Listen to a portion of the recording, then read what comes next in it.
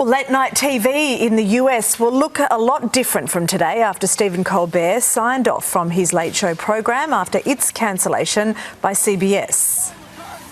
On night one of the Colbert Report back in the day, I said, anyone can read the news to you. I promise to feel the news at you. And I realized pretty soon in this job that our job over here was different. We were here to feel the news with you. And I don't know about you, but I sure have felt it. Yeah, the decision to axe Colbert's show was made for financial reasons. That's according to the network. But skeptics, and there are plenty of them, suggest it may be due to a highly critical Donald Trump. Let's get some more. We're joined live in New York by Sunrise entertainment correspondent Cooper Lawrence. Cooper, good morning to you. Was this finale packed with all the fanfare you'd expect? It was a sad kind of occasion on many levels.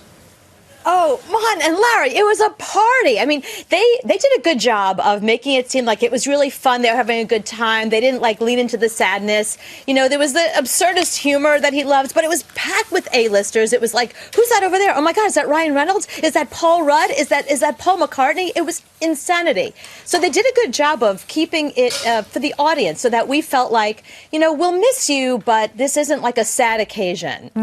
That's a very hard line to walk, isn't it?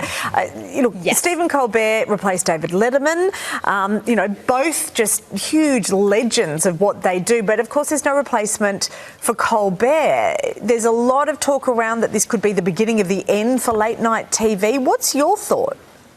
Oh, Mon, we've been sliding down this hill for a while now. If you think about it, the way people consume television, especially late-night television, is the next day online. It's fewer and fewer people that sit there and watch the entire show. Now, granted, the majority of them did watch Colbert, but really they watched the next day. And a great example is James Corden. You know, nobody watched his show, but remember how popular Carpool Karaoke was on YouTube? It was crazy good. So that's really how people are consuming. So that really has an impact on the ratings and, of course, the advertisers for late-night television.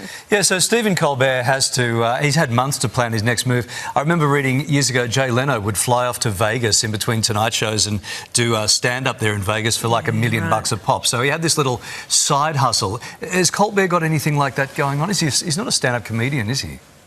No, he's not doing any stand-up. But so this is interesting. His son is a writer, and his son kind of lured him in to write Lord of the Rings together. Now, they announced this months ago before he even knew he was being canceled.